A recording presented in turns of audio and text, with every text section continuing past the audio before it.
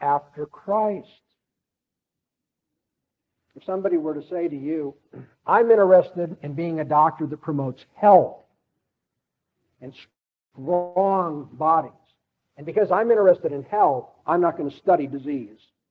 I'm not going to know anything about broken bones and about colds and viruses and heart problems and all the rest, because I'm interested in health. Well, that's like the Christian who says, I'm interested in good philosophy, in pure, faithful thinking, so I'm not going to study what the unbeliever has to say. The fact is, if you're going to be a good doctor, you must study disease to facilitate health and promote health. And likewise, it's necessary for Christians to study and to understand non-Christian worldviews that they'll be able to facilitate faithfulness to Jesus Christ. If we're going to have presuppositions in a worldview that are according to Christ, we have to know what is diseased and wrong so that we avoid it and we can help other people to walk away from it. We're going to take a few moments here and take a break and let you pass in your questions, and then I'll try to answer a few of them before we go to lunch. When we come back, we'll begin to study those non-Christian worldviews and how we can disarm them. First question is somewhat detailed, but it looks like a real good one. How do you reply to the one who is self-consciously regards the validity of empirical observation as a presupposition? He holds the claim, quote, all knowledge is empirically justified, quote, as a transcendental claim that is self-verifying. He then argues for the uniformity of nature, reliability of sensual perceptions by the impossibility of the contrary. Simply charging him with question begging, etc., won't move him. What's an apologist to do? Everybody's presuppositions, in the end, must be self-authorizing. And by that I mean, when you get down to the most fundamental level of a person's convictions in his philosophy of life, those convictions must be their own authority. Because if you appeal to something outside of them to authorize those convictions, then they aren't the most fundamental. And therefore, everybody's worldview, in the end, gets to a place where there are assumptions about reality, knowledge, and ethics, which are supposed to be self-vindicating, self-authorizing. Many people look at Christians and say, well, you're reasoning in a circle because you appeal to God as your ultimate authority, and then you verify what God says by what God says. And a lot of Christians are intimidated because they'll be told, well, that's circular reasoning. Hey, well, I got news for you. Everybody must engage in that, if you want to call that circular reasoning. It's technically not the same thing, but everybody engages in that kind of circular reasoning at the most fundamental level of what they believe about reality, knowledge, and ethics. And now the question comes, what if somebody says, well, my self-authorizing assumption is the reliability of sense perception? My answer to that is that's not self-authorizing. I realize that you must make the claim because there's nothing outside of sense experience that you will allow to dissuade you. But it turns out that the reliability of sense perception is not self-verifying. Okay, so I've said two things to you. The unbeliever must, like the believer, finally let his ultimate authority authorize itself. But that isn't to say that all claims to authority are legitimate claims. Not all circles of self-verification are in fact self-verifying. In fact, some circles are self-refuting. And what I did in my lecture today is I tried to show that the person who says all knowledge is based on observation has not observed that, and consequently, he doesn't know that to be true, given his philosophy of life. And so here's a person who must, in the end, have something that verifies itself, and in fact, it refutes itself. And so all unbelievers, I believe, if you're able to finally talk them down to the presuppositional level, all unbelievers will be shown to have internally contradictory presuppositions, whereas only the Christian's presuppositions give a foundation for logic and for science and morality that do not contradict themselves. Next question. Recognizing that the study of philosophy is beneficial, what about the study of psychology? Well, similarly to last night, I'm in an awkward position. Someone asked me a blunt and very relevant question. I don't want to run away from the question, and I don't want to seem arrogant or hard to get along with, but I have to be very honest with you. I have real doubts about the value of psychology. as it's taught in most secular universities, and well, actually in most Christian schools too, for that matter, because they're a pale reflection of what the secular schools do. Now, to some degree, you might consider this a matter of professional antagonism.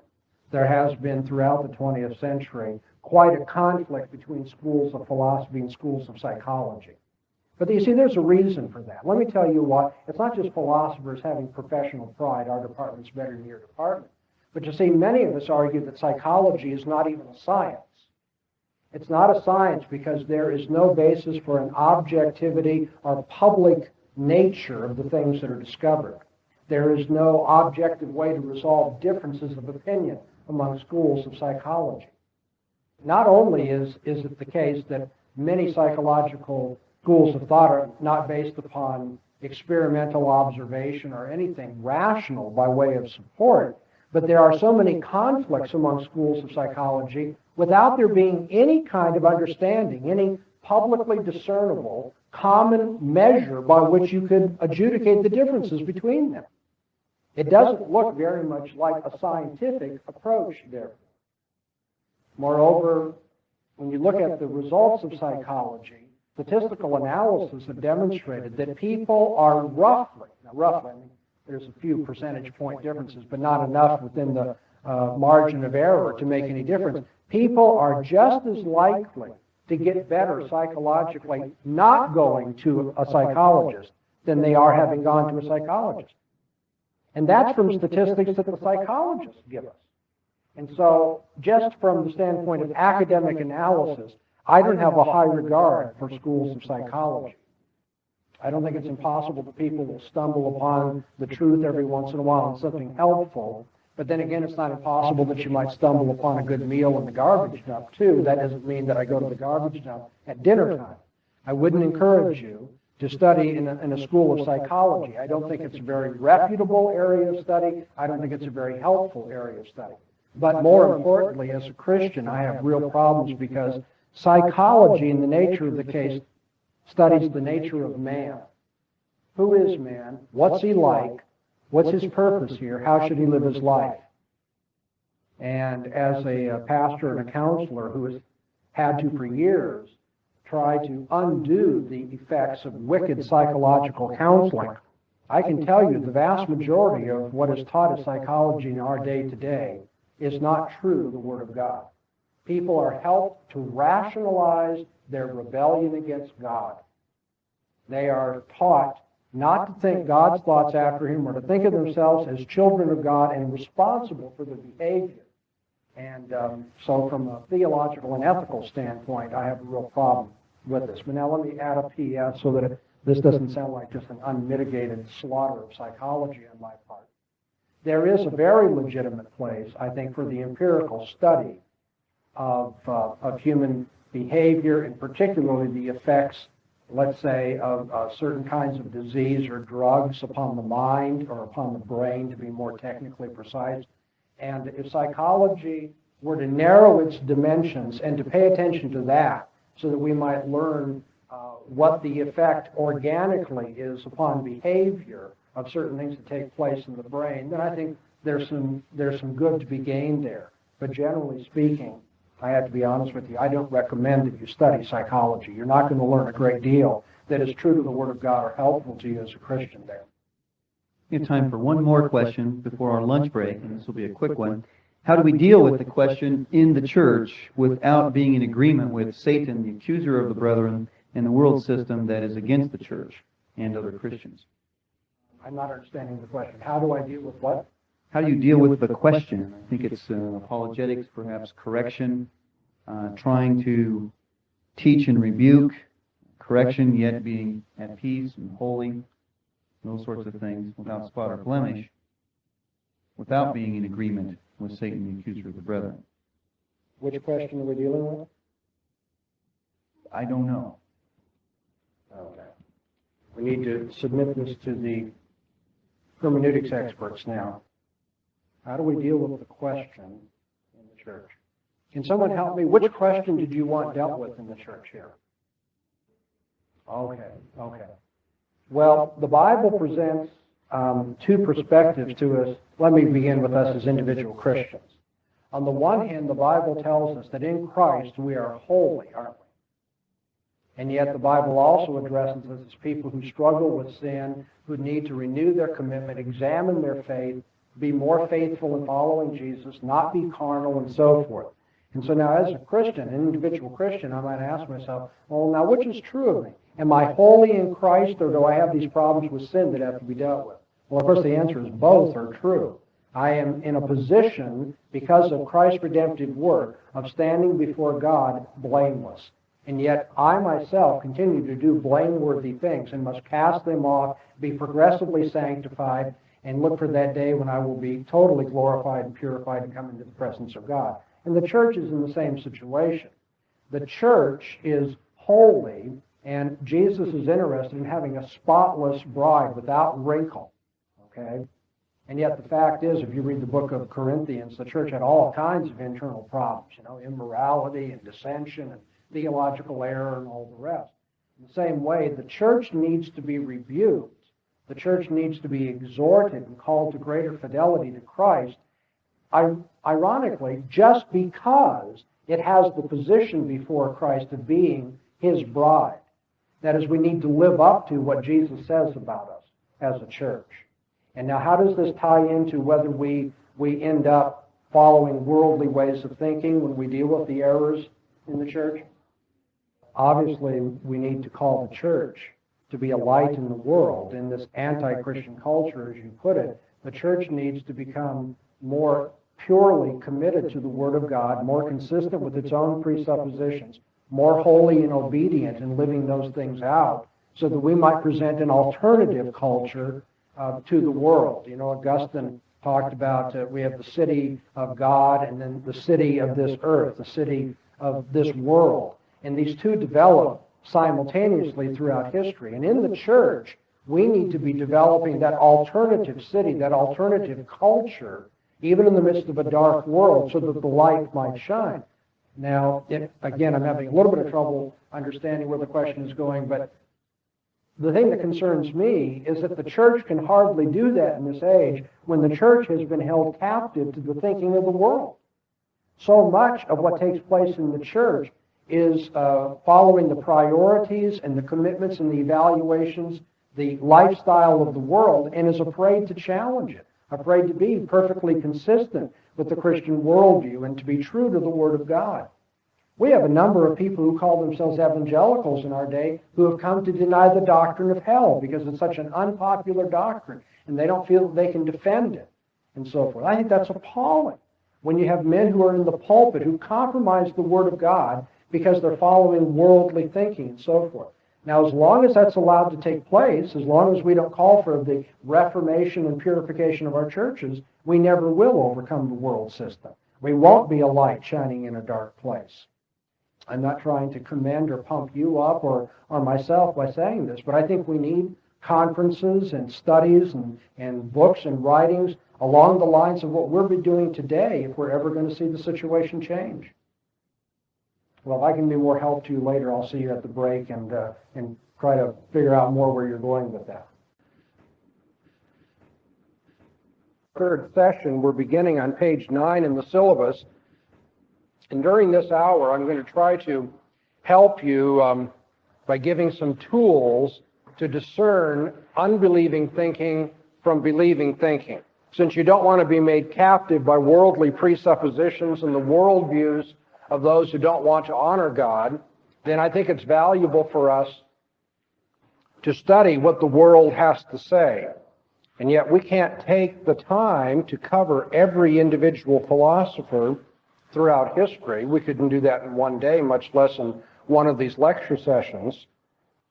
Nevertheless, there are only so many kinds of outlooks, so many kinds of philosophical positions that people can take. And so I'm going to offer you during this lecture 2 tools that kind of summarize the options or the issues that are going to be involved when you do worldview analysis with people. To begin, however, let's look at our Bibles in 2 Corinthians chapter 10, verses 4 and 5. 2 Corinthians 10:4. There Paul says, "For the weapons of our warfare are not of the flesh, but mighty before God to the casting down of strongholds." And then he explains this casting down of strongholds that we are able to do in a mighty fashion. He says, casting down reasonings, some translations will have imaginations, ways of thinking, casting down reasonings and every high thing that is exalted against the knowledge of God, and bringing every thought into captivity to the obedience of Christ. One of the advantages to becoming self-conscious in your own worldview as a Christian, one of the advantages to loving God with all of your mind and bringing every thought into captivity to Christ, is that you will thereby be able to cast down every line of reasoning that is exalted against the knowledge of God.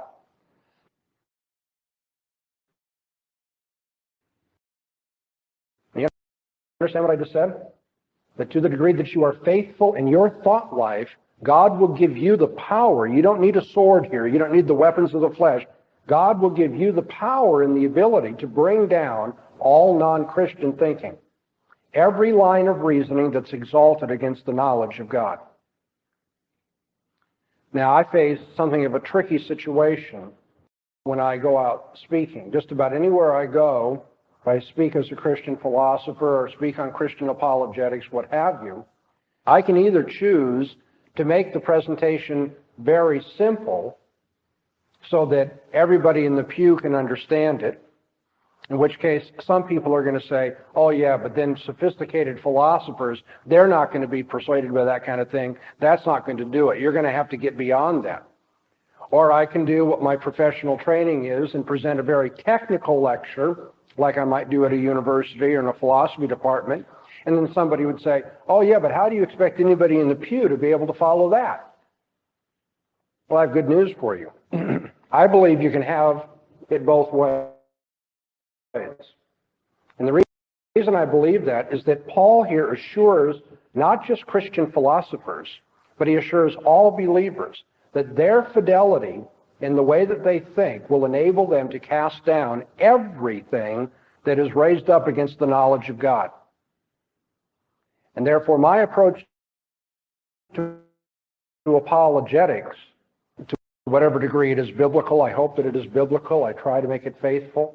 The approach that God's Word would have us take to apologetics can be taught at any of those levels. The difference is not what you are doing, the style of the apologetic, but just the level of sophistication and vocabulary, to be honest with you. You can take somebody who delivers milk and somebody who has a PhD in philosophy, and you can teach the same principles of reasoning and thinking and just expect that one's going to do it at the level of talking to people that he delivers milk to, and another's going to do it at a university level. But what they are doing is in principle the same thing. And so this afternoon, I'm going to do a little bit of both. I'm going to try to discuss for you some philosophical issues, which I realize at some point, some of you may think, boy, he's galloping off so fast, I don't know what he's saying. I hope that won't be often. However, I want to assure you that if I presented to you the most technical philosophical discussion, the only difference between what you would get in that kind of lecture and what I'm going to give you today is the level of presentation. Because what Paul tells us about casting down every line of reasoning is applicable to every Christian. You might think of it this way. There's the story about the king who had no clothes, who was convinced by his advisors and people that there was this invisible, a set of clothes that had been developed for him and that he was going to wear them in this parade and so forth. And he goes out and everybody, all the PC people, the politically correct people, taught others what to say. Oh, the king, boy, doesn't he look sharp today?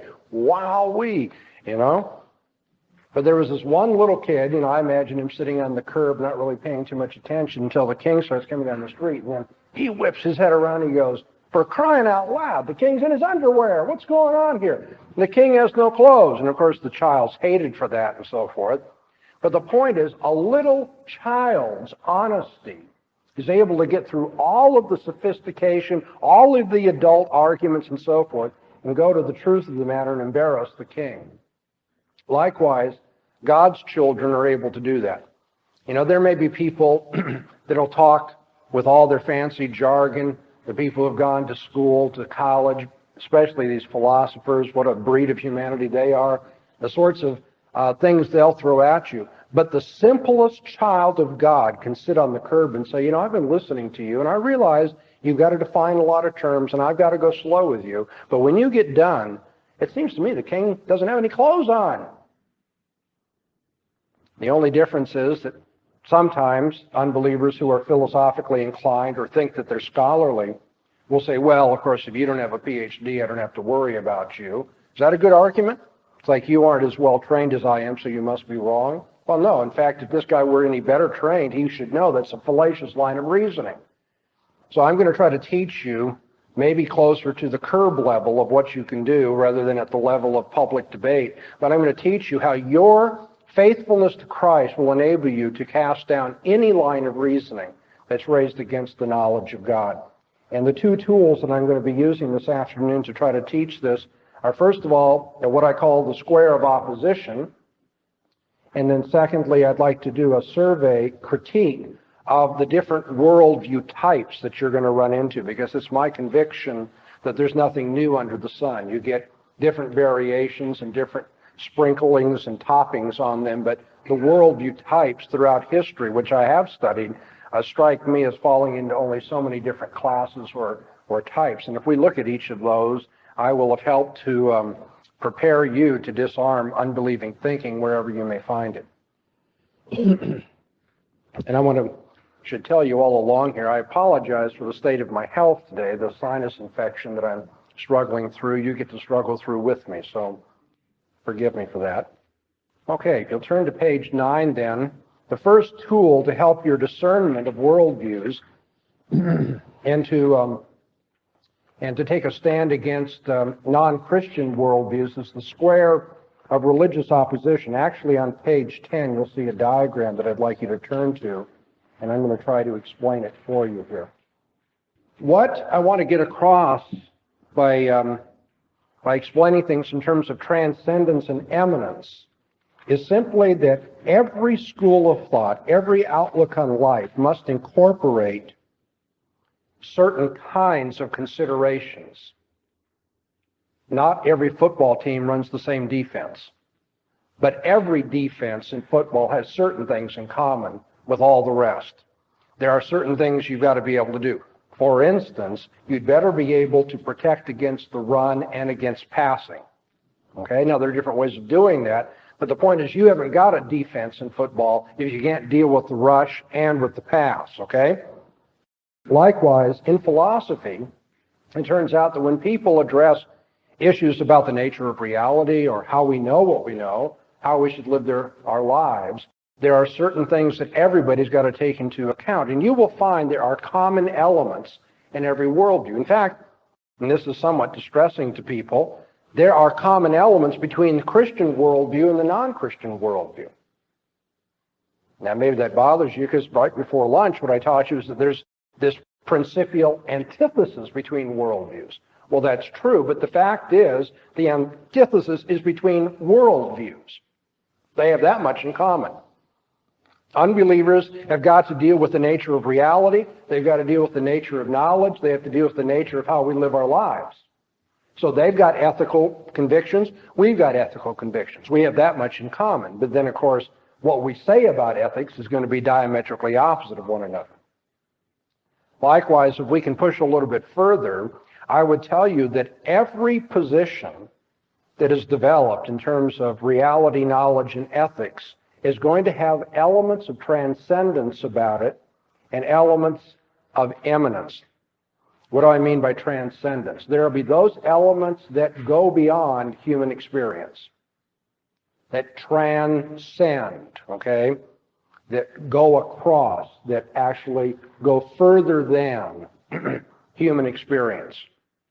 There'll be transcendent elements to that philosophy, and there'll be eminent elements. The eminent aspect of philosophy is the here and now. Eminent means close at hand or part of our experience. And so there are going to be some things that go beyond our experience, some things that are taken from or applied to our experience. Every philosophy has those things. Just like every human being, every normal human being has a nose, every philosophy's got a transcendent and an eminent element to it. Okay? Let's talk more about what these two are. Transcendence. Those things that characterize what goes beyond human experience in a philosophy will be its absolutes, or its understanding of authority, or its appeal to universal elements. Well, let's just think about those three characteristics.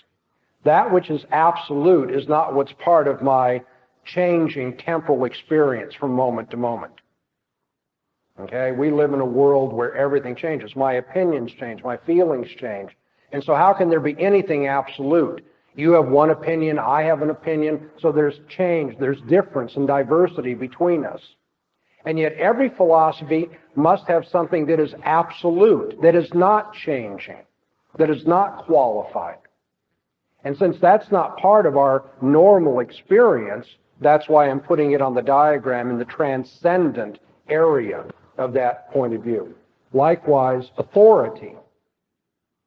Authority is something that goes beyond myself or my thinking at the moment. When I have to live according to some rational principle, that principle has authority. It's not like, well, whatever I happen to think has authority, but rather my thinking must conform to this outside standard of thinking. It may be logic, maybe sense perception, whatever. But no one believes that every thought that crosses your mind is in and of itself ultimately authoritative. Whenever our thoughts must conform to some pattern or standard, that's an appeal to that which goes beyond our experience. And so every philosophy's got some kind of absolute, some kind of authority, or another way of putting it, every philosophy appeals to universals, things which are always the case, or at least are the case for a particular class of things. No philosophy looks upon the world and looks upon human experience. There's just utter diversity, right? If I were to look upon this audience and say, there's nothing but diversity here, I wouldn't be able to speak to you, would I? Because in my speaking to you, I would assume, first of all, that I could use a language, say English, which I'm trying to use today. But if I use English, I'm assuming that you do have this much in common. You all speak English. So you're not all utterly diverse. This audience is an audience of English speakers. That may seem like a trivial point to some of you, but as it turns out, whenever you do philosophy and you start dividing up reality, knowing how you're going to interact with it, you've got to decide what are your universals. What is it that classifies things together? What can you say about the whole class of things? Can you say anything at all? Are there universals? If somebody says it's always wrong to murder, you say, well, how do you know that it's always wrong to murder? Where do you derive this universal? Well, you don't derive that from the imminent here, at hand experiences that you have, because some people engage in murder. And there may be some cases that it appears, if you just look at the way life goes, where there's an excuse for killing another person. And so, can you say that there's any universal ethically? Or is there anything universally true about human nature or about the world, reality as a whole? Whenever a philosophy starts wandering into that kind of thinking, it's dealing with the transcendent elements of its thought. Okay, I hope I've given enough illustrations that you have some notion then of the transcendent pole in philosophical thinking. It deals with that which goes beyond our here and now experience. It deals with absolutes, authority, universals. It deals with control. What are the control measures in your philosophy? What provides unity, continuity, and order in your thinking? On the other hand, every philosophy has to deal with the near at hand, those things in our experience which are imminent. Here's the aspect of a philosophy or a point of view that deals with relevant details of life and the particulars of our experience, and therefore deals with individuality, deals with change and diversity and freedom. Every philosophy's got to talk not just about classes of things, but also the particular members of the class. Every philosophy has to deal with authority and control measures, but then also about the freedom that individuals have to change and to make their own decisions or to be different from one another. Not everything is unified in this world, not everything is the same, and yet not everything is ultimately different. You're not accustomed to thinking this way, are you? Now, I know you've had lunch and this is the time to take a nap.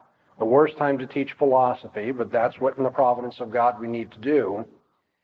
I'm going to tell you at the outset, I can't keep waking you up to remind you, abstract thinking is not what you are accustomed to. And what I'm telling you now is very abstract. I'm asking you to go beyond the level of your armchair thinking and watching television and to start thinking about general principles, abstract ideas. Now, I think it'll be a great benefit to you to catch on to this.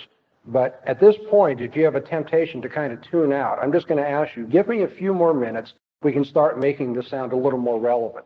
But at this point, you have to at least get the tools of the trade. Every philosophy of life is going to trade in certain kinds of things. You know, it's like every face has eyes and noses and mouths and so forth. Every philosophy has elements of authority, absoluteness, or universals, but on the other hand, has elements of individuality, diversity, freedom, and change. Okay, so you have some idea of these abstract ideas of transcendence and eminence. On the chart, the square of religious opposition, you will notice that we can diagram the Christian view of transcendence. That's number 1 in your booklet. And we can talk about the Christian view of eminence in broad terms. And then I'm going to talk about the non-Christian position regarding transcendence. That's number 3. And also the non-Christian view of eminence. So at least you know what the diagram's about, okay, and which each one of these corners stands for. We have Christian views on the left-hand side and non-Christian views on the right-hand side. The top line will represent views of transcendence, the bottom line views of eminence. The reason I'm doing this is because I want you to understand the internal working or the lack of working, the dysfunctional aspect of non-Christian philosophy. And I also want you to understand the antithesis between Christian thinking and non-Christian thinking. And this little chart, when you fill it in, will help or facilitate your doing that. So let's begin with the Christian position. What do we as Christian philosophers say about absolutes, authority, universals, control, those sorts of things? To put it very simply, our view of transcendence is that God is the sovereign creator. That's our philosophy of life. God is the sovereign creator. He not only is the origin of everything that exists, he sovereignly controls everything that takes place. God is the sovereign creator, and therefore his word has ultimate authority and is absolute truth. As the sovereign creator, God knows everything. As sovereign, he controls everything. God is the sovereign creator who knows everything, controls everything, and his word is our ultimate authority. His word is our absolute truth. Okay, now this is transcendent, isn't it? Because God goes beyond human nature. God is the creator. He goes beyond that which has been created. He transcends human experience. Moreover, God is just not part of human experience. God controls all human experience. Everything that happens to us, everything that takes place in history is under his command. And when God speaks, it's not just one opinion among many. You know, you might meet me at McDonald's at lunch and we might argue about who's going to win a football game. But you don't talk to God that way. If you understand the Christian position, when God speaks, that's beyond challenge. Let God be true, though all men are liars, Paul says.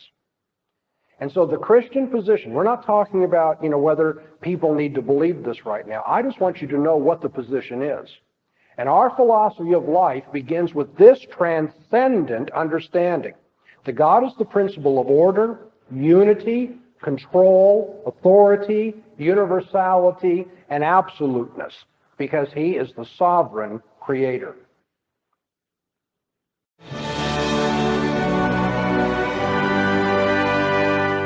This recording has been released into the public domain by the Bahnsen Institute. Duplication, sharing, and distribution is encouraged. For more information about the life and ministry of Dr. Greg L. Bahnsen, visit our website, bahnseninstitute.com, where we aim to bring into captivity every thought to the obedience of Christ.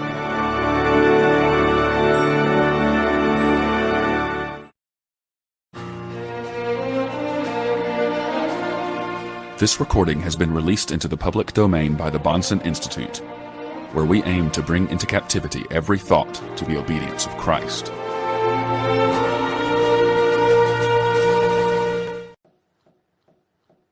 Now, because God is the sovereign creator and controls everything and knows everything, God is able to come right into our experience.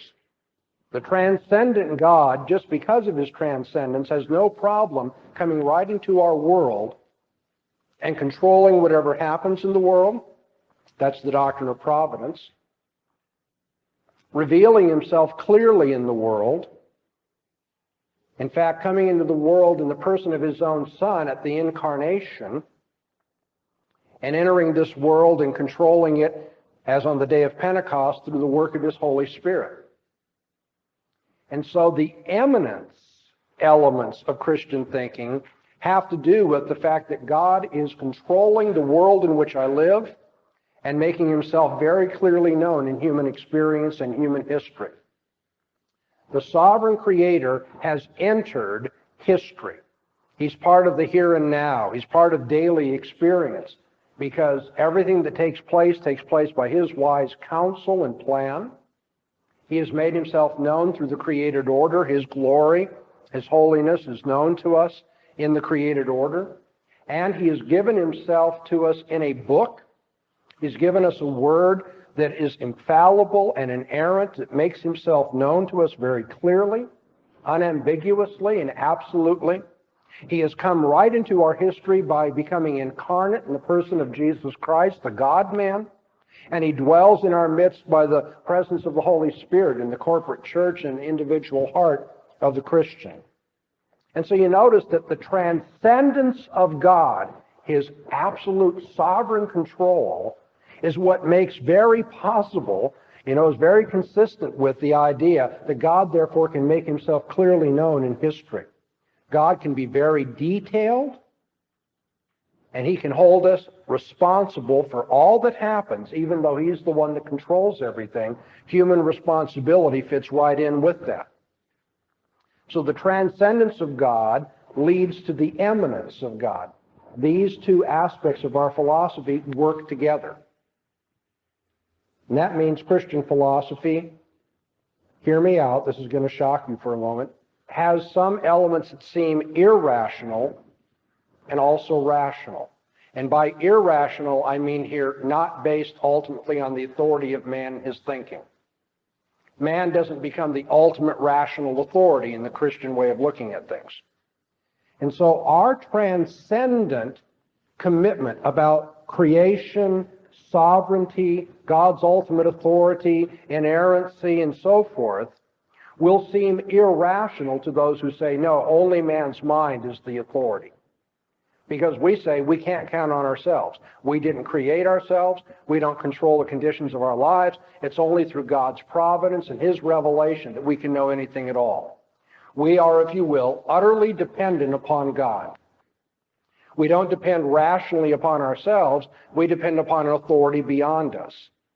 Now, that is a renunciation of rationalism and therefore will seem irrational to the unbeliever. But that's something we need to be afraid of or ashamed of.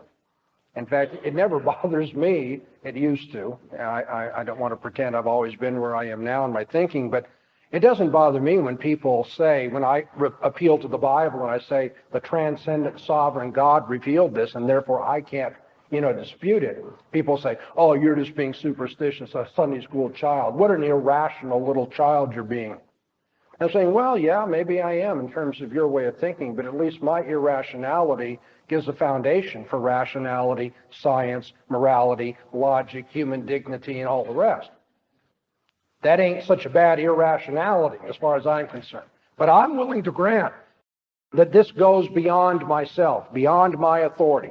I didn't make the world. I didn't create the categories. Logic doesn't depend upon my thinking and so forth. You're right. I have an irrational, transcendent element. But I also have very strong rational elements in my philosophy because this God who is beyond me has revealed himself in his word and has revealed himself so clearly and so authoritatively that I have a basis for philosophy and logic. Because God, who is transcendent, controls this world and has promised to keep it uniform, I have a basis for doing science. You see, as a Christian, the fact that I believe in a miracle-working God and a God who can intervene in the course of history, I'm not led to say, oh, well, who knows what's going to take care of the sinus infection? Should I use antibiotics or should I just, drink lemonade all day? No, I believe that you can study scientifically and expect that the world will operate in a law-like way, in an orderly way, and therefore you can predict. You can finally find out that Dr. Bahnsen needs antibiotics and not just lemonade. And so my quote-unquote irrational element, the authority of a God that transcends me, is actually the foundation for my very strong rational practice of science in this world. And my insistence that people think logically and not be allowed to get away with inconsistencies. I believe that ethics is based upon the transcendent authority of God. So I think it's absolute. But the absoluteness of ethics does not mean that everything has to be very vague and ambiguous for me.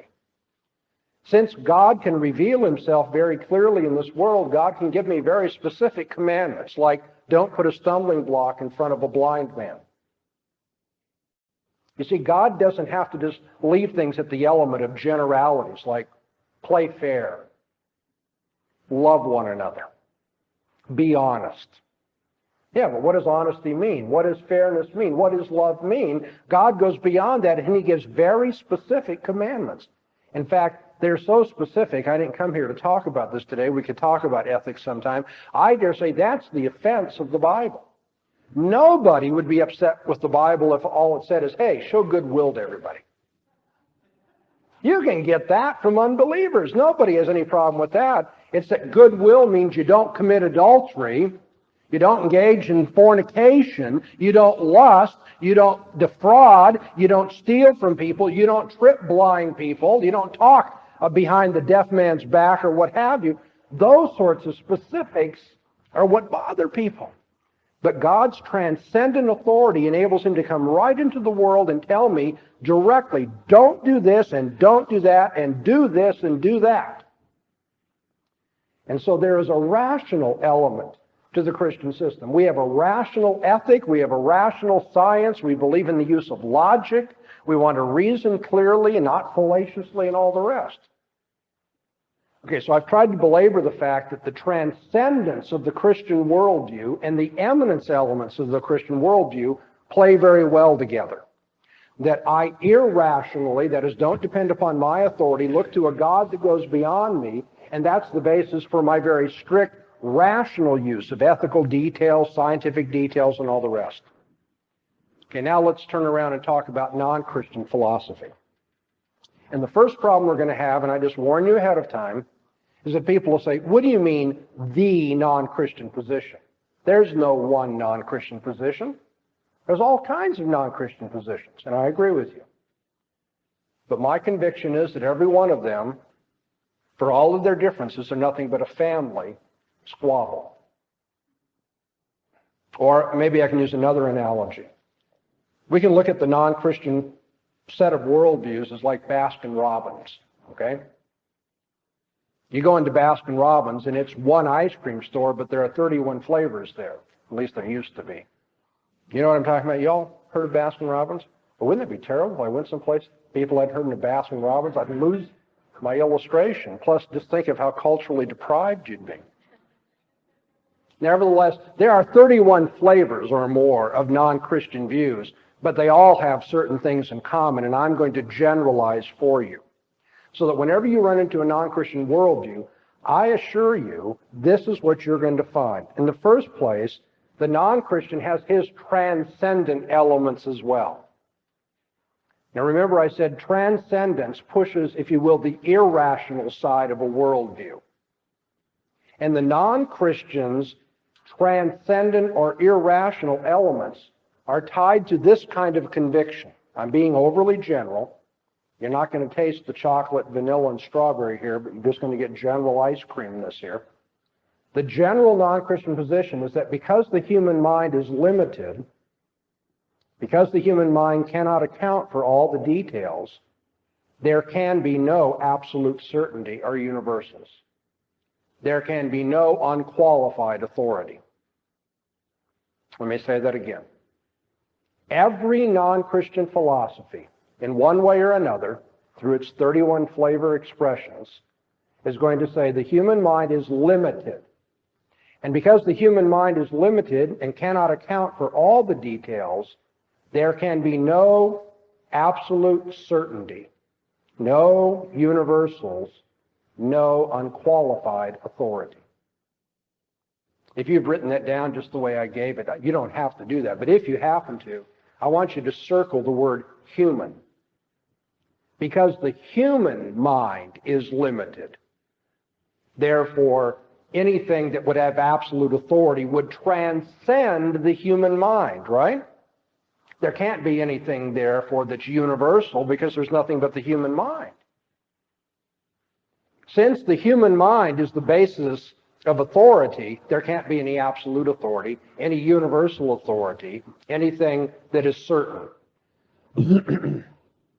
Every non-Christian philosophy, I'm going to give it to you another way now. This may be an easier way for you to think of it. Every non-Christian philosophy says, in one way or another, nobody can know for sure. And because nobody can know for sure, non-Christian philosophies of life tend toward relativism. Every non-Christian philosophy of life believes that there's an inscrutable, impersonal chance that governs the universe, that the universe is ultimately mysterious, and that if there's any human freedom, it's part of that mysterious, inscrutable nature of reality. And so human freedom goes beyond our ability to comprehend and understand. The way the universe works cannot be reduced to anything that's universal and known by man, because the universe, anything can happen. It's a random realm. And no one can have ultimate ethical authority. Ultimately, everything is relative, because nobody knows for sure. Nobody can encompass all the details. Nobody can be absolutely certain. Now, this may seem strange to you that I'm claiming that every unbeliever has this in his worldview, because unbelievers don't usually want to stress that. You will find that the pattern is unbelievers want to talk about the eminent element of their worldview, and they only run to the transcendent when they get pressed. Give you an example. As part of the eminent view of reality that you have in unbelievers, they will say reality in principle is fully knowable apart from God. Somehow, the human mind, in principle, could know all of reality. Or better, human minds, if we kind of put together everything we knew. If we had a big enough computer, and we could gather all the historical information, and all the scientific information, all the research that we do for thousands of years and so forth, then in principle, the human mind could know everything, somehow. And because the universe is knowable and predictable, everything happens in a law-like fashion. That is to say, unbelievers will tend to have a deterministic view of the way the world works. And in terms of their determinism, that's how they think we make scientific advances and technological advances. We can go to the moon and do all these sorts of wonderful things because the universe is fully predictable and deterministic. Okay, so now here you have this here and now element of impersonal determinism in the non-Christian's worldview, and you start saying, oh, well, that means that what you're saying to me right now is fully predictable and determined in advance as well, right? In other words, there's really no authority, there's really no certainty about what you're saying because you're just one more cog of this universe that's nothing but a machine. Everything's grinding its way out, and you're grinding out this opinion. So your conviction about determinism is undermined by the fact that you didn't have any choice in the matter. You have to say what you do. Or, if you will, you talk to unbelievers about their ethical notions and how they want to punish criminals for stealing from them and so forth. You want to say, no, wait a minute. In a deterministic universe, that makes no sense. Ethical evaluation, the punishment of criminals, assumes some measure of human freedom and accountability. But given your view of the universe, no one's accountable for anything. It's just the machine working its way out. And at that point, I guarantee you, when you press the unbeliever to be consistent with his eminent elements, he'll immediately hop over here and become transcendent and say, oh no, somehow there is an I-thou dimension to reality. That there is the universal machine that we live in nature, and yet somehow human nature is beyond the machine and we do have freedom. Evolution, don't you love this? Evolution starts out with primal slime. And somehow, amazingly, the slime starts to develop. And it develops, into inorganic things. And then finally, life comes from non-life. Isn't that amazing? And then intelligence comes from non-intelligence. And then morality from that which is non-moral. And then eventually, that which was determined and purely material, the slime with which we began, that evolves and evolves beyond anything that's materialistic and now has the characteristics of freedom and dignity. You say, how can that be? And you're going to get some version of this answer. Well, the human mind can't account for all the details. Isn't that where I started? Since the human mind can't account for everything, there is a realm of mystery. There's a realm of freedom somehow that goes beyond us. No one can know for sure. It'll be frustrating to you because the minute you catch on to worldview analysis, you're going to find that you can really cut down non-Christian worldviews fairly easily. In fact, it is such a powerful tool, it has such nuclear strength, that after I teach my students this, I usually have to now put on the back burners, and thrusters to say, now wait a minute, you also have to learn to be humble and to respect your opponent and not just, drive him into the ground and so forth. Because intellectually, you can tear up the non-Christian's worldview. He has this irrational, transcendent pole where he says nobody knows for sure, but then he has this rational, immanent pole where he says reality is fully knowable by the human mind somehow, and there's an impersonal determinism and predictability about the world. And so the human mind is able to know, but no one can know for sure. Dr. Van Til used to teach us, and I wonder sometimes if people really saw the profundity of the dialectic or the tension that he was talking about. But he would put it in a very cute way. He'll say, the unbeliever will say to you as a Christian, nobody can know for sure, but we're sure that you're wrong. It's kind of like, nobody can master all the details. So don't come in here and pretend there's a religious authority of universal dimensions. Nobody can know for sure. And then he'll turn right around and become very eminent in philosophy, and he'll say, but you guys are wrong. Because we've studied science and history and psychology and logic, and we know you Christians are wrong. You'd say, well, now, which is it? Do you hold that nobody can know for sure, or that you know very surely? Every non-Christian philosophy has both of these poles, and it'll be frustrating to you because you want to get in there and tear up this philosophy, and the minute you show that its rationality breaks down, then the unbeliever will appeal to his irrationality. and say, oh yeah, well the human mind can't master everything. We'll have to work on that problem later. Well, you're teaching me simultaneously that I'm nothing but evolutionary slime that's evolved through the animal kingdom, and yet on the other hand, that it's wrong for me to live in a certain way or to hold certain views, and that I have to ethically conform to your non-Christian ethic. Well, which is it? Well, we're not really sure. It's like when we feel like talking about ethics, then we have one view of human nature. When we feel like talking about science and getting rid of the Creator, we have a different view of human nature. Well, but you have an obligation to bring these together. Well, we're working on that. It's always beyond the human mind, and yet the human mind is the ultimate authority. Well, I'd like to show you something further now about this chart. It has greater value than just showing you how the two worldviews are going to stand opposed to one another, and secondly, showing you the internal tension within every non-Christian worldview. Because if you've been writing these things down on your chart, you're going to find a very interesting relationship between number 1 and number 4.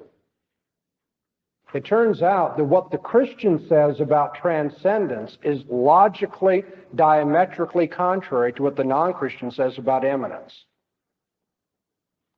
As well, you will notice that number 2 and number 3 stand logically, diametrically contrary to one another.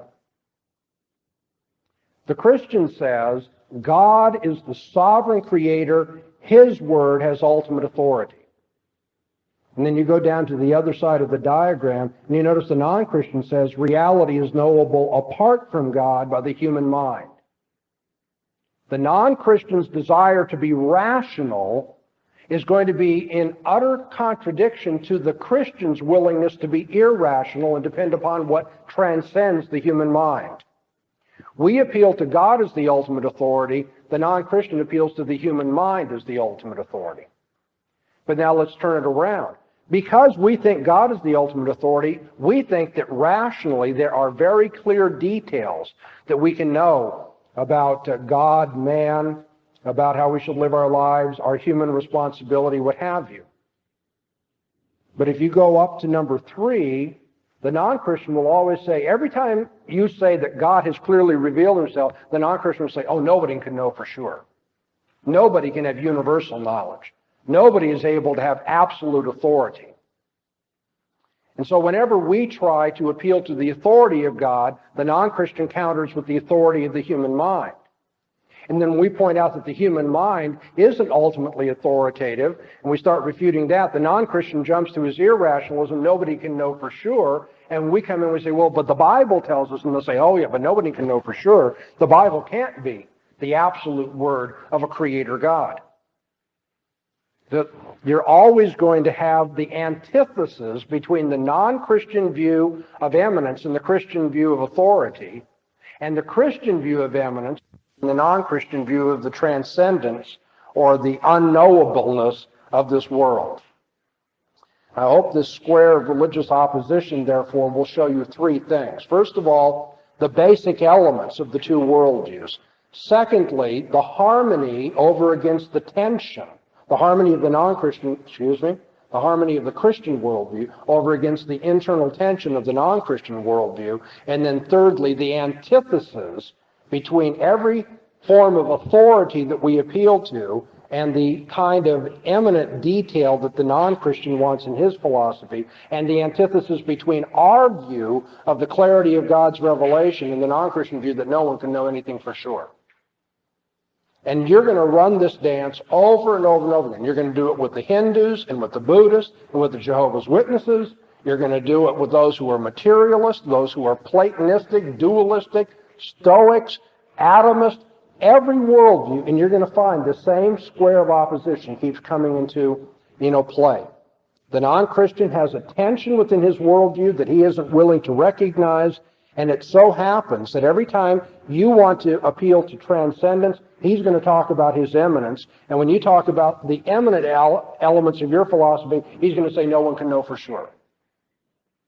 What do you do when somebody is dancing around like that? Well, you got to slow them down and show them the tension within their own worldview. You have to say, you're not really playing by the rules as you think you are. Because you'll say one thing when it's convenient about, say, determinism, and another thing when it's convenient about human dignity.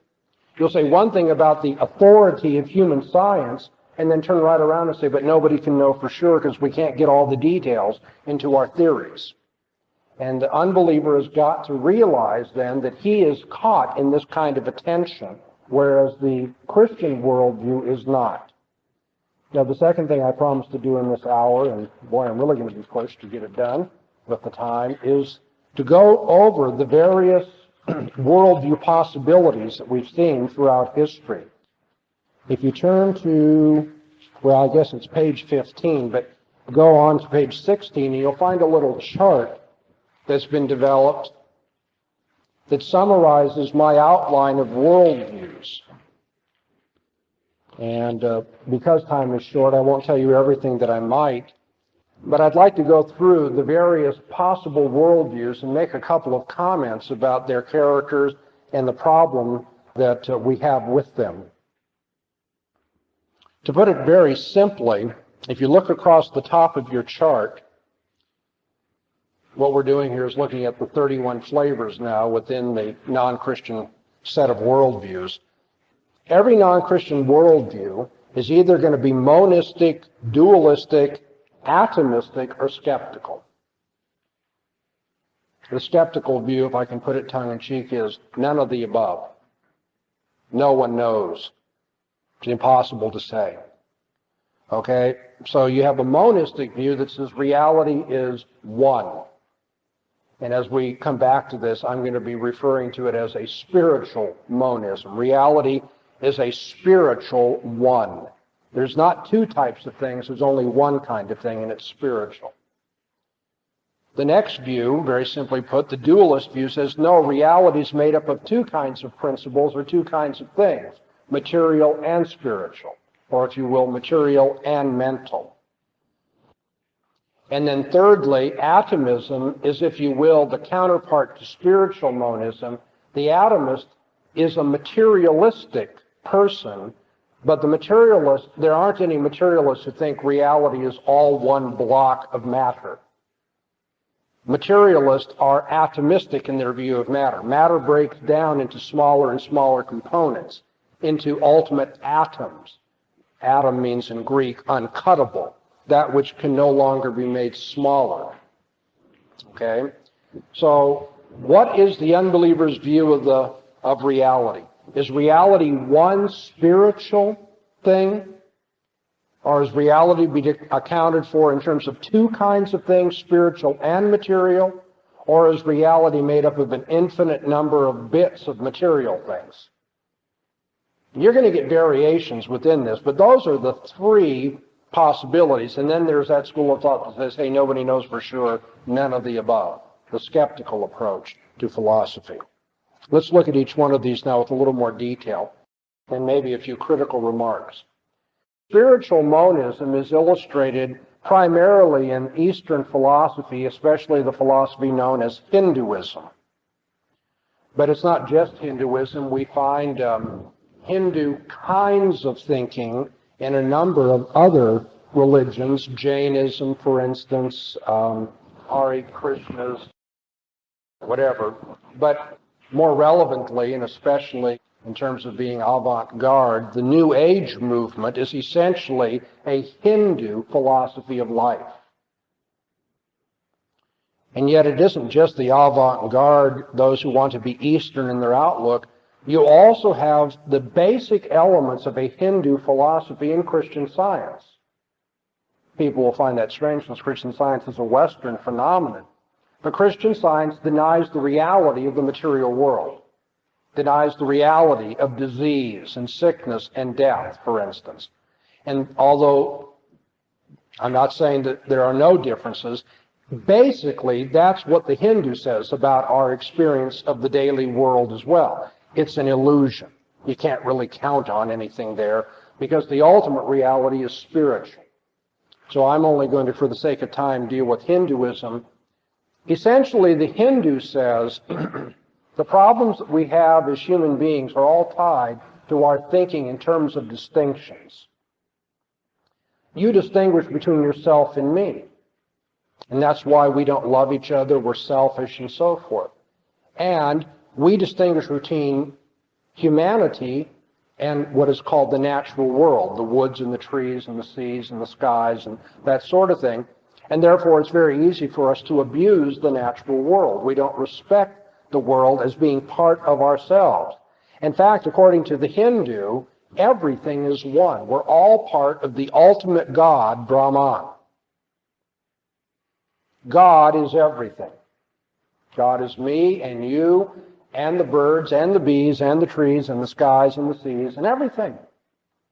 We're all God. And the problems that we have arise from our falling into thinking, as our day-to-day experience tempts us to do, that there's a difference between us and other things. We should think in terms of oneness. And because we don't think in terms of oneness, when we die, it turns out we have built up bad karma for ourselves. You all know what karma is, kind of like the universal bank account of morality. You've built up bad karma, and you're going to have to come back now, probably in a lower life form, and work that off, and then work your way back up to humanity. Hope you get it right this time. And you're going to come back, most of you probably, as aardvarks or something terrible like that. And eventually you'll come back, and as a human being, you'll say, I want to get off this wheel of life. I want to stop this cycle of reincarnation. And so the Hindu will give you yoga and meditation and other ways in which you can break this wheel of life. And if you practice the yoga and you meditate properly, the day will come when eventually you'll reach enlightenment. And when you reach enlightenment, then you will break from the wheel of life, break from all thinking about distinctions, and you will enter into nirvana. And what is nirvana? Nirvana is likened to the drop of water that finally falls into the shoreless ocean of being. There is this ocean of being that has no shore. It's infinite in extension. There are no distinctions. It's all water, if you will.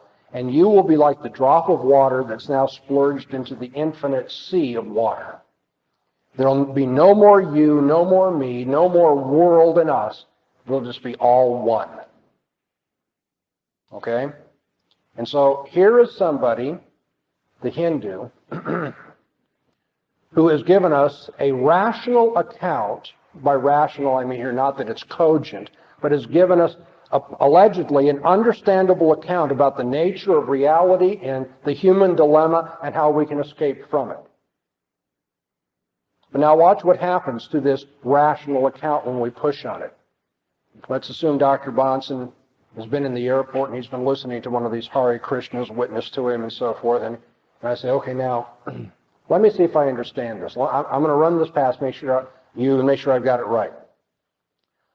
According to you, the problem that I have in my life, in fact, all of us have in this world, is that we think in terms of distinctions rather than oneness and unity. Is that right? Yes, that's right. And if I want to break from the wheel of life and this terrible reincarnation pattern and be entering into nirvana, I've got to finally meditate and become enlightened and think in terms of utter oneness. Yes, that's right. And so if I'm ever going to get from samsara, where I am now, the world of illusion, to nirvana, then I've got to practice the yoga and meditation and stop thinking the way I think. That's right. You see, the Hare Krishna thinks he's got a near convert on his hands. But then at this point, Dr. Bahnsen says, well, if I've understood you correctly, and that ultimately there are no distinctions, then of course we can't distinguish between samsara, where I am now, and nirvana, where you want me to go. If all is one, I must be in nirvana right now. And so thank you, but I don't need your evangelistic techniques. I don't need your enlightenment. Goodbye. I've got a plane to catch. Now, what have I done? I've taken this alleged rational description of the nature of reality and how we can get rid of our problems and so forth, and I've turned it against itself, and I've shown that it has an internal contradiction. It claims there are no distinctions, and that's the source of all of our misery, and then turns right around and draws a distinction between samsara and nirvana, between daily experience with its illusions and the world of nirvana where we see that everything is one. Now, what's the Hindu going to do? What's the Hare Krishna going to say to me? Well, I'll tell you what they have said. They said, well, there you go with your Western logic.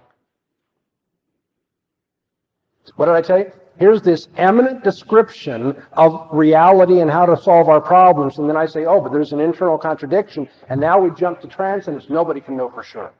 Don't try to use logic on us. I say, no, wait a minute. You don't believe in logic? Absolutely not. Logic is a Western trick. Logic draws distinctions and therefore will draw you down. It's logic that's the source of Western rationality's difficulties. I say, well, then you don't believe in logic. No, I don't. And then I say, well, then yes, you do. There is something more to that than just two children saying, yes, it is, no, it isn't, yes, it is, no, it isn't. Let me play this out for you. The Hindu says, I don't believe in logic. I say, well, if you don't believe in logic, then you do. Well, how can that be? Well, let me show you.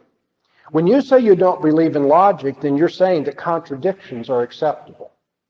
That no one can discount something because it contradicts something else.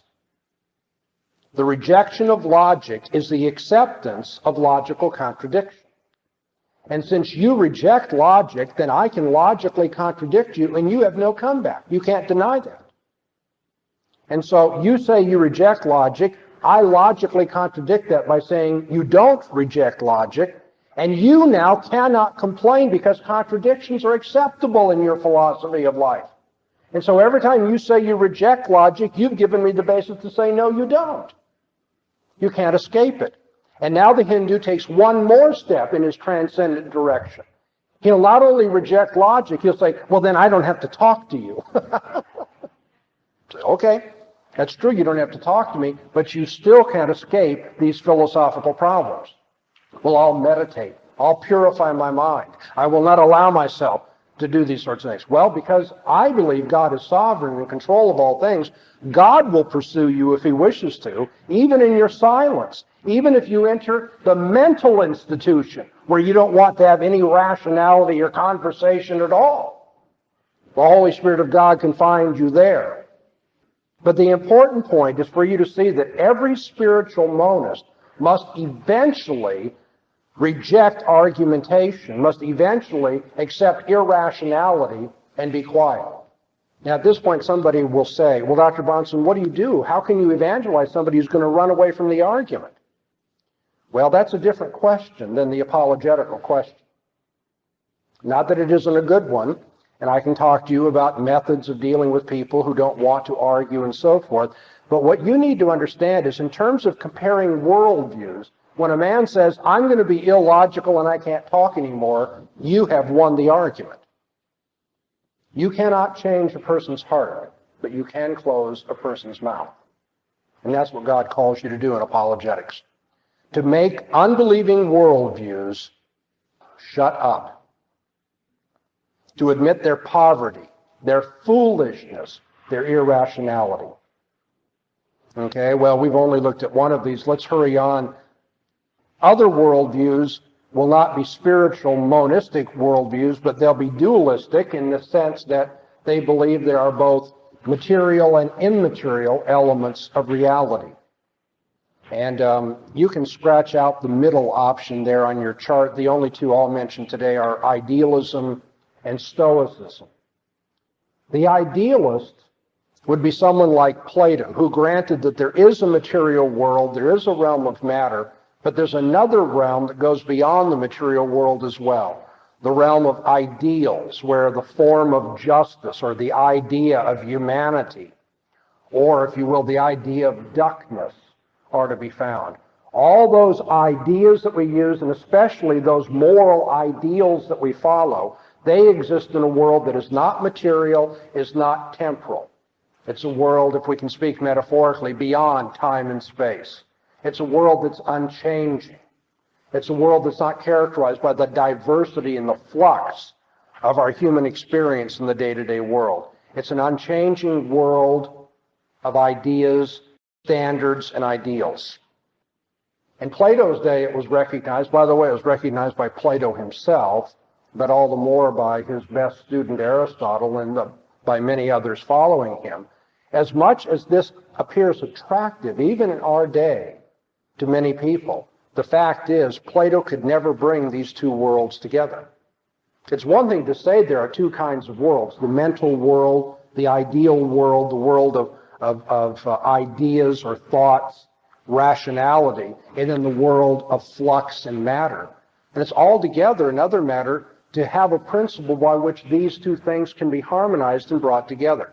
So you know what Plato did in order to bring them together? He appealed to what he called the demiurge.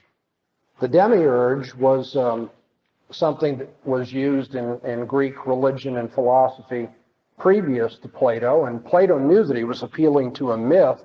In fact, he asked his reader to indulge him in appealing to a myth at this point, because he said, the only way I can answer the question is to tell you a story.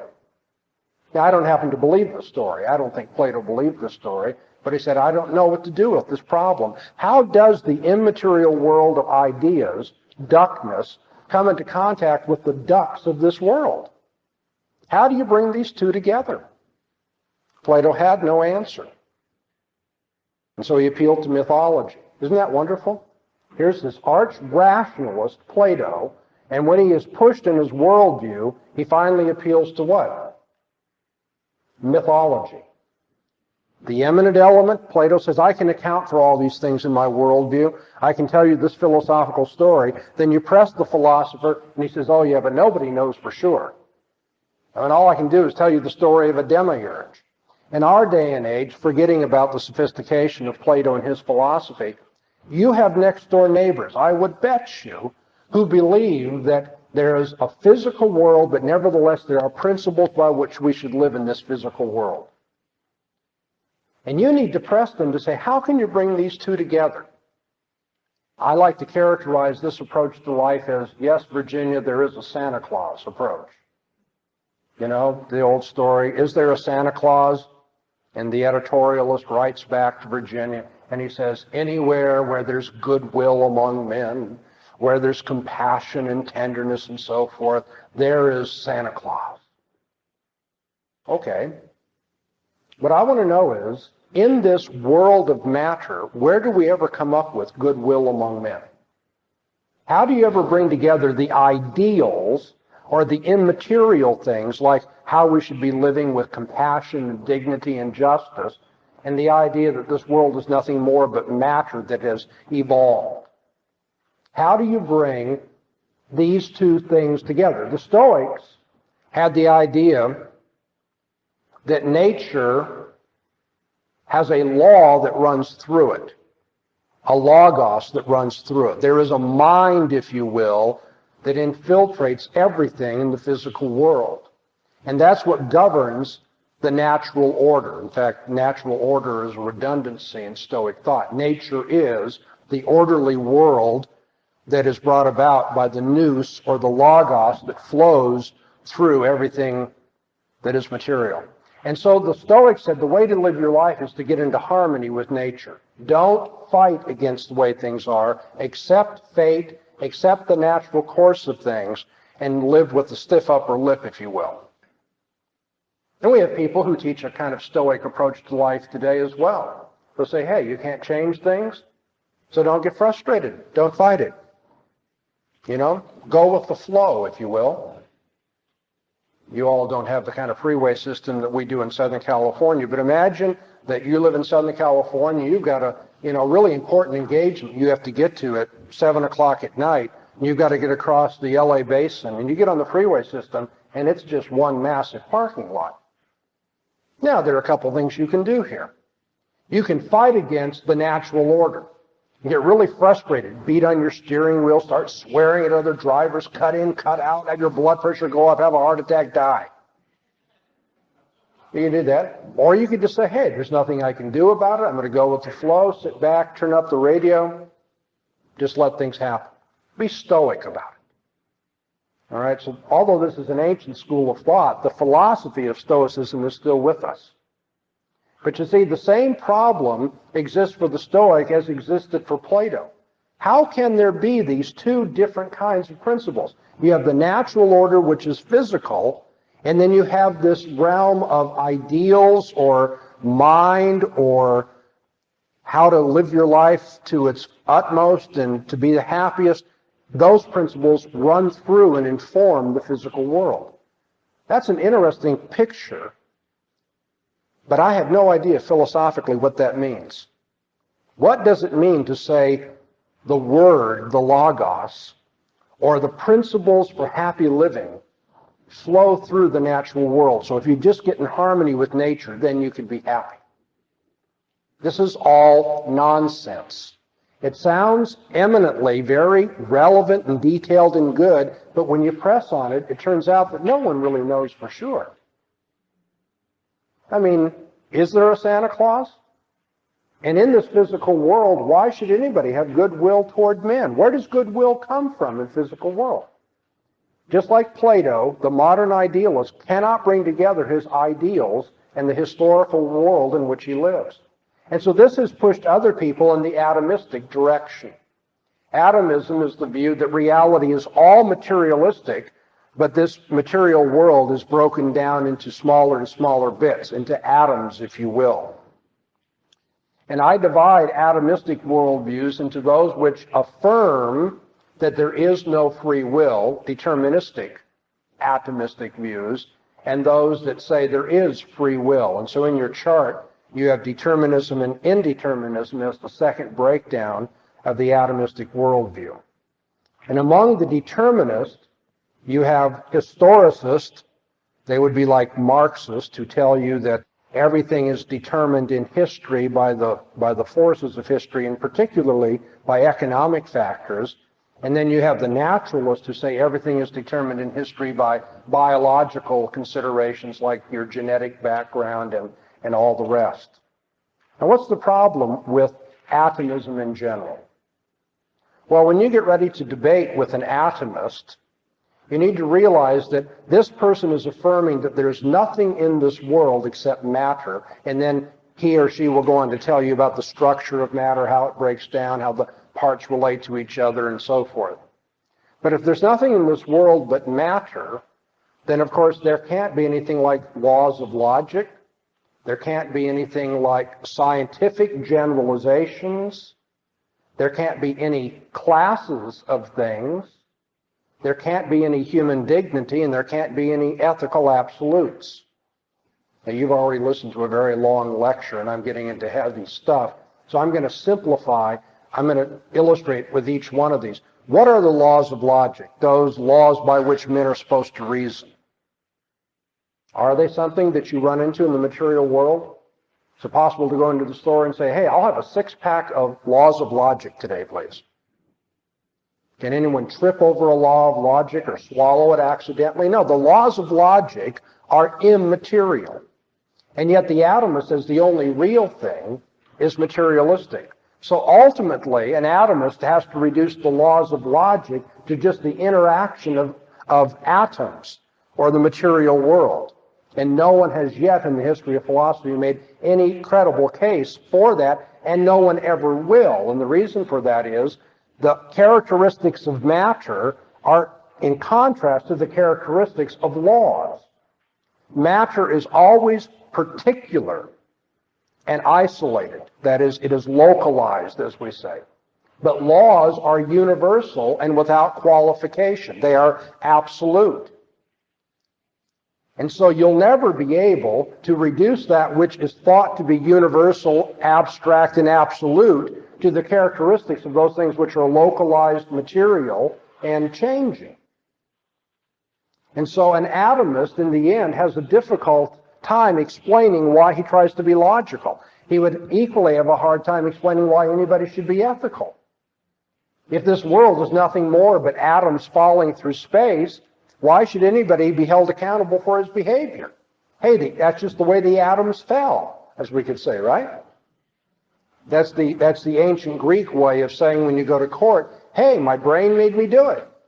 You know, there are certain principles of biology and chemistry and physics, electrochemical reactions in my brain, and I picked up the axe and cut off his head. You know, to hold me accountable is just one set of molecules doing something to another set of molecules because of the principles that control molecules. And so atomism destroys logic, it destroys ethics, it cannot account for scientific advance, it certainly cannot explain why there's any human dignity. And yet you'll find, if you look at the naturalist and you look at the Marxist, that amazingly, they want to talk about things like human compassion and justice, and how in history we must have a better world order and so forth. My goodness, you can't bring together your metaphysics, your view of reality, and your view of ethics and what human beings are supposed to do and relate to each other if you're an atomist. So somebody says, okay, get rid of those deterministic guys. Let's turn to the indeterministic side of atomism. Well, this is even better. Because the indeterminist has now got to explain to us not only the laws of logic, ethics, science, human dignity, but explain to us how, in a world where everything is sound and fury, how everything is nothing more but atoms colliding with each other, there can be any kind of free will. Epicurus had an answer to that in the ancient world. You'll love this.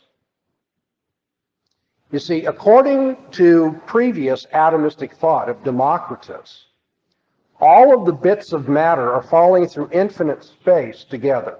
And since all the atoms are falling and everything is controlled by the principles of physics, then there is no free will. It's just an illusion. And so Epicurus, now wanting to be more ethical, wanting to have a philosophy that has ethical dimensions to it, has got to deal with this problem that Democritus has created. So Epicurus says, as the atoms are falling, one day one of them swerved. Right then? And when this one swerved, what happened is that, of course, it hit another atom, and then just like, billiard balls, started creating all kinds of havoc everywhere. And that's why not everything is predictable, because there is an irrational swerve in the realm of physics. And that's how we get human free will. That's a rather crude account, but worse than its, crudeness in terms of an image of reality. The problem is, why did one of those atoms swerve? Here's a very rational account of reality, right? But then no one can know for sure, because we can't give an account for why one of the atoms would swerve. You have your eminence, and then you appeal to transcendence when the eminence doesn't make sense. No one knows for sure. And so there is free will. But you see, I don't think that's an adequate account. But once you do get free will, then you notice you have at least 4 different approaches to the use of free will underneath indeterminism there. How should man use his free will? For his own personal good, egoism? Or should free will be used for the good of society as a whole, utilitarianism? What brings the greatest happiness to the greatest number? Or, even worse, should we be existentialists who say freedom is its own value, and it makes no difference what you do with freedom as long as you do it freely? And then hedonism finally says you should use your freedom for the sake of pleasure. See, if you're dealing with an unbeliever, you have to ask him, if his worldview somehow accounts for free will, then how should we use our free will? How should we live? For ourselves? For pleasure? For the good of society? Or is freedom its own value? Existentialism. So make of yourself whatever you will be. Unbelievers love to write books on ethics and to tell us how to live our lives. And the problem with every single one of them is, to the degree that unbelievers get detailed and give specific answers, live egoistically, live in a utilitarian way, whatever it may be, we always have the right to say, and by what authority do you say that? See, they have a real detailed, eminent, rational ethic, at least rational as they see it, egoistically, in a utilitarian light or what have you. But there's no authority behind that ethic, because for every book that's egoistic, I can give you a book that's utilitarian. And for every book that's egoistic or utilitarian, I can give you a book that's existentialist. And on it goes. It turns out that unbelievers want to develop an ethic, but they can never give us an ethic with authority. And so when you start moving back toward having an ethic with authority, unbelievers turn out to say things like, we all have to do the just thing. But then they disagree with one another as to what justice is. So when you start asking, okay, is this just, is that just, and so forth, you get all these detailed studies, and you're back to, yeah, but what authority is there for your view of justice or your view of justice? And it's just this constant, transcendent, eminent, and it's just a real silly kind of thing. And you got to stop the unbeliever and show him you've got no authority to your ethics at all. There are probably internal problems that you could bring up as well, but time is going to elude me as it already has. I need to move on to the last option, and that's the skeptical one. In one sense, you can be very sympathetic to the skeptic. The skeptic knows that all these people who have tried to put it together, have tried to give us a worldview that accounts for reality and knowledge and ethics. They've all failed. The skeptic says there's this problem, there's that problem, they all disagree with each other, so the skeptic ends up saying something like, nobody knows for sure. But you see, after you've said nobody knows for sure, you have your own problem, because you have to ask, do you know for sure that nobody knows for sure? Transcendent, eminent. Transcendent, eminent. You're going to have the same dialectic come up here for the skeptic. Three versions of skepticism quickly. First of all, sophism. The ancient sophists are the best analogy I can think of to our modern, low-life, scum-sucking lawyers. I say that for Jeff's sake here. Okay. Praise God, there are Christian lawyers like Jeff that are trying to change the reputation of the field. But I think you all know what I'm getting at. Lawyers are hired guns, right? They have no principles. For a price, they'll argue anything. Well, in the ancient world, the sophists were like that. They said there is no absolute truth, so manage to become an expert in debate. And then when you go into the assembly or into the courtroom, you'll win your case. And that's why we call tricks of debate sophisms. Because the sophists said the important thing is that you learn to persuade people by these tricks of argument. That's a really cynical view of life, isn't it? Well, not as cynical maybe as the cynics were. If we look at another class of skepticism, the ancient cynics, they differed with the sophists. The sophists said no one knows for sure, so manage tricks of debate to get your way. Kind of go along with civilization. The cynics said, no, we don't want to go along with civilization. We want to get back to nature. Since nobody knows for sure, don't let society impose mores on you. The cynics were the pre-Socratic hippies in ancient Greece. They wanted to get back to Mother Earth. And the reason they were called cynics, the word kainos, from which we get cynic in English, the word kainos in Greek means dog. And as most of you know, who've ever had a dog, sadly, dogs don't have a whole lot of civilized mores when it comes to their sexual habits. They copulate publicly. And the cynics wanted to be like the dogs. They wanted to say, civilization has no mores that should govern us. We just want to live in a natural way. And so if we copulate openly, then that's just as acceptable as not doing so, because we have to get back to nature. So here you have two groups of skeptics, the sophists and the cynics. The one says, hey, get along with civilization, it'll be better for you. The other says, defy civilization. See, when you have skepticism, then you don't have any kind of worldview that can give you an order or a philosophy of life that's consistent. You just fall into your opinion versus my opinion. And so finally we get in the 20th century, the pragmatist who says, nobody knows for sure and who cares? The only thing that really counts is that we're able to make the species survive, that we're able to be successful in solving our problems. We cannot give you a rational account of reality, and that's not important. The only thing that's important is that what we are doing works in solving our problems. And that may look like a credible philosophy until you realize that means you have to answer two more questions. What problems should be solved, first of all? That is, if you're a pragmatist, you need to know what is it we should be seeking to achieve. And how does the pragmatist know? Most people don't realize this, especially those who are introduced to philosophy. There are half a dozen or not more different consequences or aims that pragmatists say we ought to be, trying to achieve. Is it the survival of the species, the survival of our society, psychological survival? What is it that we're supposed to be achieving when we have finally found the pragmatic approach to life? And then secondly, the pragmatist must always wonder whether he hasn't been short-sighted. Pragmatist says, I don't care what you Christians have to say. I have managed to get along well in this world. I know how to cure these diseases. I know how to make money. I know how to be comfortable, enjoy my life. I know how to solve, problems between my neighbors. They really don't. But let's just say they did all that. If they put all that together, we would still have to say to them, and how do you know you're not going to answer to God after you die and spend eternity under his wrath? Pragmatist says, I don't have to answer that question. I'm solving my problems right now. But then you see, the problem is, if you're not solving the problem of what you're going to do for all eternity when you're under the wrath and curse of God, if what we're saying is true, then your philosophy of life is not pragmatic at all, is it? It's short-sighted and asinine. Because you're saying, I'll just get by without God for what? 70, 80 years, and then spend eternity under his wrath and curse. The pragmatist is not really being pragmatic unless he can dismiss the Christian worldview and say there is no God. But those are the very questions he refuses to look at as impractical. Okay, so we've had to go flying through this, and I apologize for that. But I want to get one thing across to you in this 1 hour.